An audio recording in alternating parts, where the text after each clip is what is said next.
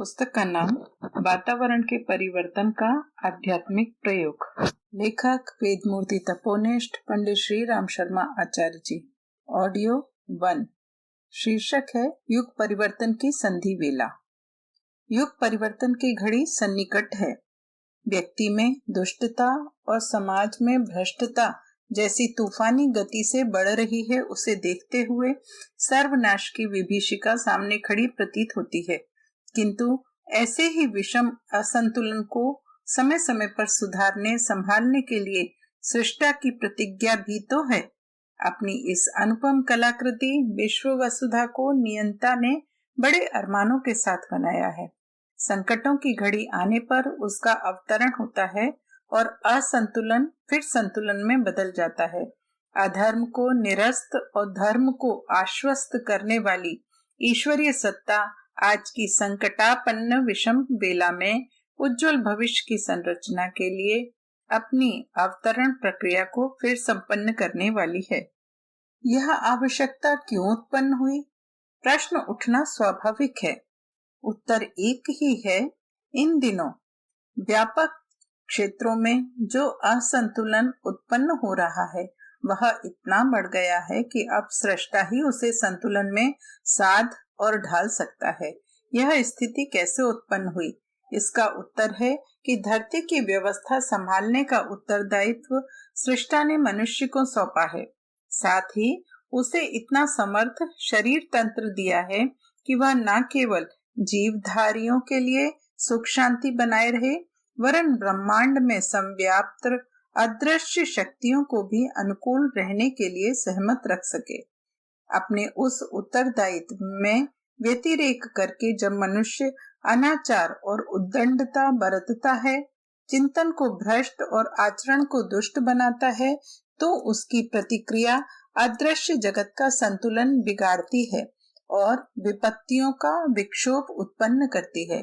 दैवी प्रकोप प्रत्यक्ष में लगते तो ऐसे हैं मानो अदृश्य द्वारा मनमानी की जा रही है, किंतु अदृश्य और अप्रत्यक्ष को जो जानते हैं उनका स्पष्ट मत है कि पानी में पत्थर फेंकने और छींटे उड़ाने की जिम्मेदारी उन लड़कों की है जो तालाब के एक कोने पर बैठे शरारत करते रहते हैं।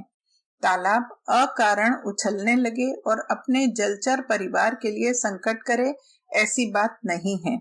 प्रतीत भले ही होती हो। इन दिनों उभरने वाले प्रकृति प्रकोपों का सिलसिला अगले दिनों घटेगा नहीं, बढ़ेगा।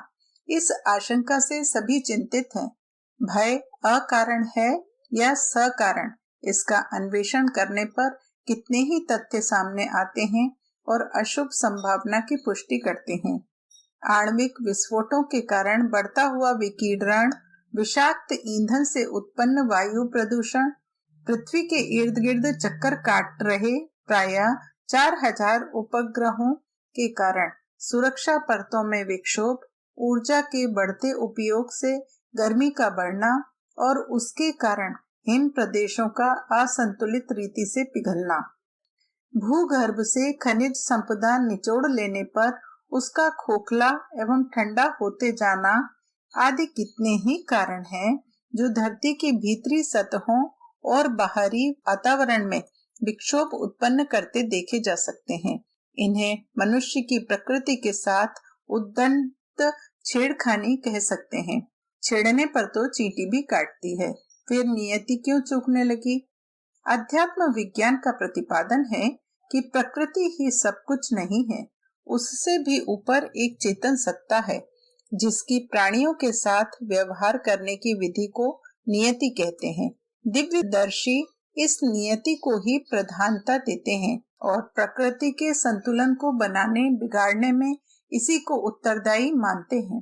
उनका कहना है कि प्रकृति से भौतिक छेड़खानी करने पर दैवी प्रकोप बरसना एक पक्ष तो है, पर वही सब कुछ नहीं है। उससे भी बड़ा है मानवीय चिंतन और चरित्र से उत्पन्न होने वाली प्रतिक्रिया, जो प्रकृति की नियामक सत्ता नियति पर प्रभाव डालती है। अनाचरण से नियति की अंतरात्मा क्षुब्ध होती है, फलतः उसका प्रकृति कलेवर भी आक्रोश का, आवेश का परिचय देता है। दैवी प्रकोपों के मूल में जितना दोष प्रकृति व्यवस्था को उद्धत रूप से छेड़खानी करने का है, उससे भी अधिक भ्रष्ट चिंतन और दुष्ट आचरण का आश्रय लेने वाली मानवीय निकृष्टता का है। नियति उसी से रुष्ट होती है और उसी के फलस्वरूप दृश्य एवं अदृश्य विपत्तियां, समस्याएं एवं विभीषिकाएं उभरती त्रास देती हैं।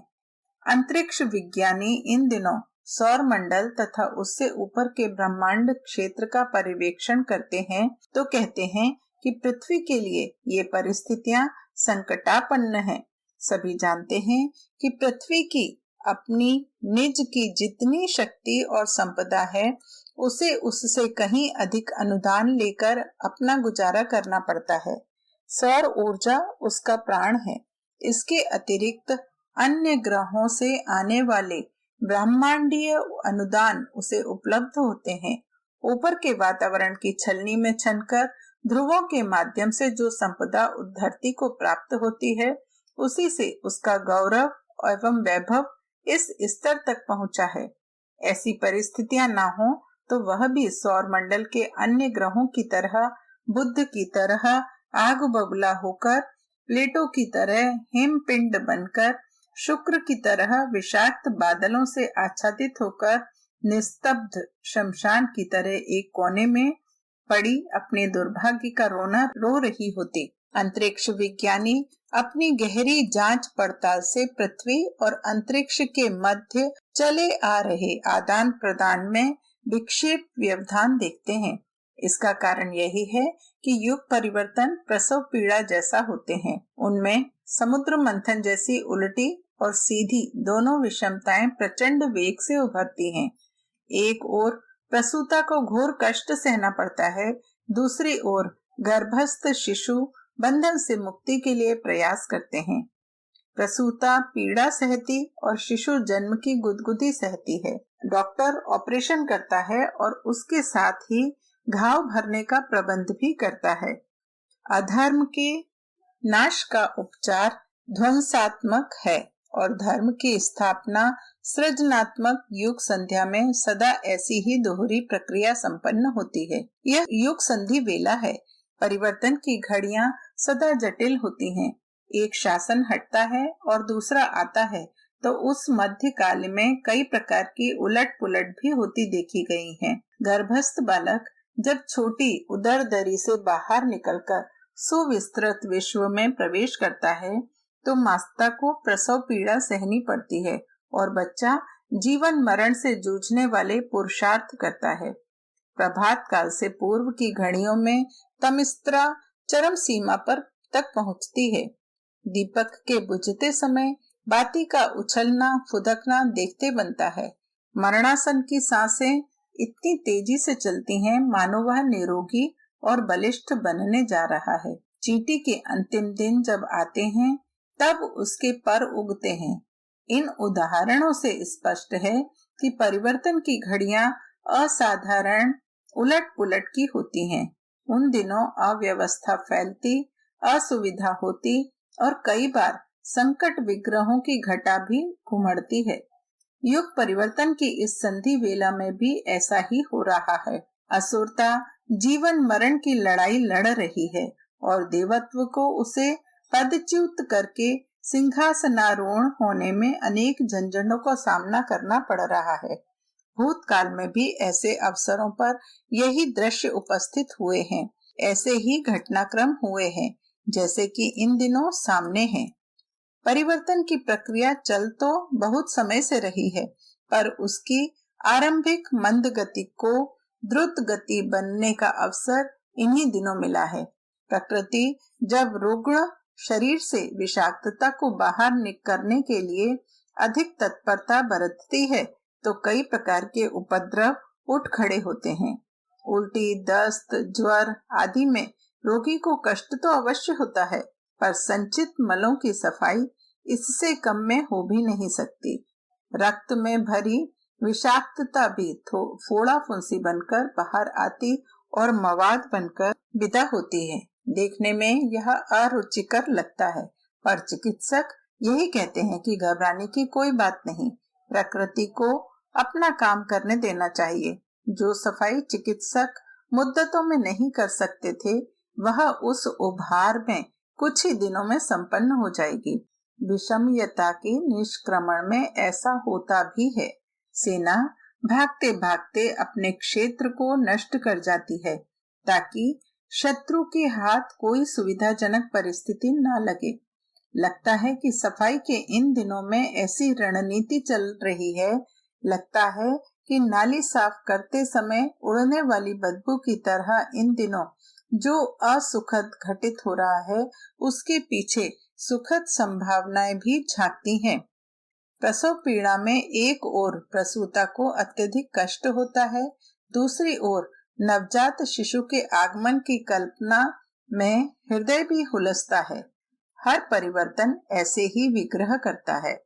कन्या ससुराल जाती है तो परिवार का बिछोह कम व्यथित नहीं करता, किंतु ससुराल में घर की रानी बनने का सपना उसे धैर्य भी बंधाता है और आश्वासन भी देता है। परिवर्तन की इस वेला में आगत कष्टों को इसी रूप में देखा जाना चाहिए।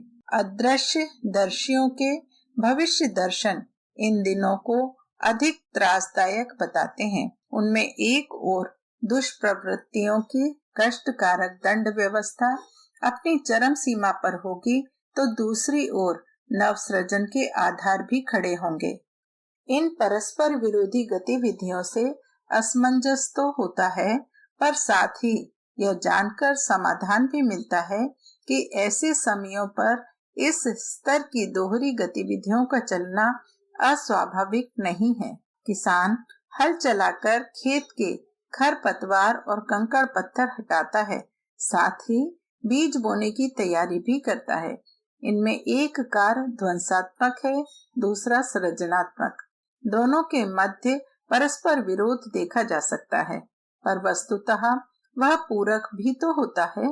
डॉक्टर ऑपरेशन करने में जितनी कुशलता दिखाता है, उतनी ही तत्परता घाव भरने के उपक्रम में भी बरतता है। माता का दुलार और सुधार साथ साथ चलता है। पतझड़ में पत्र पुरातन पल्लव गिरते झड़ते हैं, साथ ही बसंत की हरितिमा का पूर्वाभास भी होता है। सभी जानते हैं कि जरा जीर्ण काया को त्यागते समय जीव दुख पाता है, पर नए जन्म का आनंद लेने की बात इसके बिना बनती भी तो नहीं है। दूरदर्शियों के अनेक वर्ग हैं और उन सब ने अपने अपने ढंग से इस वर्ष की संधि वेला को दोहरी संभावनाओं से भरा पूरा बताया है। निकट भविष्य में कष्ट और दूर भविष्य में सुखद की संभावना बताते हैं। अपने पक्ष के समर्थन में उनके दृष्टिकोण तो अलग अलग हैं, पर निष्कर्ष एक ही तथ्य पर जा पहुंचते हैं। सभी की यह मान्यता है कि कष्टकारक दिन समीप हैं। ऐसे पूर्व कथन हानिकारक भी होते हैं और लाभदायक भी। हानिकारक उनके लिए जो डरते, घबराते और हड़बड़ी में चिंताग्रस्त, हतप्रभ और किंग कर्तव्य विमूढ़ बनते हैं। यह हड़बड़ी वास्तविक विपत्ति से अधिक हानिप्रद होती है। कहावत है कि जितने व्यक्ति मौत से मरते हैं, उससे कहीं अधिक मरण भय से असंतुलित होकर बेमौत मरते हैं। लाभदायक उनके लिए जो अशुभ संभावनाओं का पूर्वाभास पाकर अपनी जागरूकता बढ़ाते हैं, सूझबूझ से काम लेते और धैर्य साहस को निखारते हैं। ऐसे पराक्रमी अपने कौशल को निखारने में इन संकट की घड़ियों को दैवी वरदान की तरह सहायक मानते हैं। विपत्तियों से जूझने के सत् परिणामों की जानकारी प्राप्त करनी हो तो उसका विस्तृत विवरण मोर्चे पर लड़ने वाले योद्धा, संयम की साधना करने वाले तपस्वी, संघर्षों से जूझकर महामानव बनने वाले परमार्थ परायण लोक सेवक ही भली प्रकार बता सकते हैं। वे एक स्वर से यही कहते पाए जाएंगे कि परीक्षा की घड़ी कठिन तो अवश्य थी, पर तपने और कसने के उपरांत खरा सोना कहलाने का जो श्रेय मिल सका, वह उस कष्ट साध्य प्रक्रिया में होकर गुजरे बिना और किसी तरह उपलब्ध हो नहीं सकता था। संभव है विश्व मानव को इसी प्रकार से भट्टी में गलाया और नए सांचे में ढाला जा रहा हो। इन दिनों की अशुभ संभावनाओं के संबंध में खगोल विज्ञानी कहते हैं कि सूर्य पर इन्हीं दिनों भयंकर विस्फोट कलंक उभरने जा रहे हैं। इनकी ज्वालाएं लाखों मील ऊंची लपकेंगी और असाधारण ऊर्जा अंतरिक्ष में फेंकेंगी। उनका प्रभाव पृथ्वी के पदार्थों और प्राणियों पर बुरा पड़ेगा। यह विघातक प्रक्रिया कई वर्ष तक चलती रहेगी। अंतरिक्ष विज्ञानी अंतर्ग्रही परिस्थितियों के कारण धरती के वातावरण में तापमान बढ़ने और उससे संचित हिम भंडार गलने की बात कहते हैं। उससे जल प्रलय जैसी घटनाएं घटित हो सकती हैं। भूगोल का पर्यवेक्षण करने वाले बताते हैं कि यंत्रों से बढ़ते वायु प्रदूषण से अगले दिनों घुटन पैदा होगी। बढ़ता हुआ कोलाहल विक्षिप्तता उत्पन्न करेगा।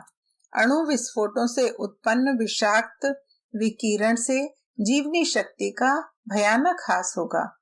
भूगर्भ वेत्ता बताते हैं कि पेयजल, ईंधन तथा खनिज संपदा का जिस गति से दोहन हो रहा है, उसे देखते हुए इन जीवन साधनों से धरती के दिवालिया हो जाने का खतरा है। अंतर्राष्ट्रीय राजनीति के पर्यवेक्षक कहते हैं कि भय, लोभ और अविश्वास के तत्व शासनाध्यक्षों के मन में बुरी तरह घुस रहे हैं। फलतः तीसरे महायुद्ध की संभावना बढ़ रही है। अणु आयुधों के बारूद खाने में एक चिंगारी पड़ने की देर है कि विस्फोट से धरती की स्थिति विषाक्त बादलों से भर जाएगी। फलतः प्राणियों का अस्तित्व इस रूप में नहीं बच सकेगा जैसा आज है।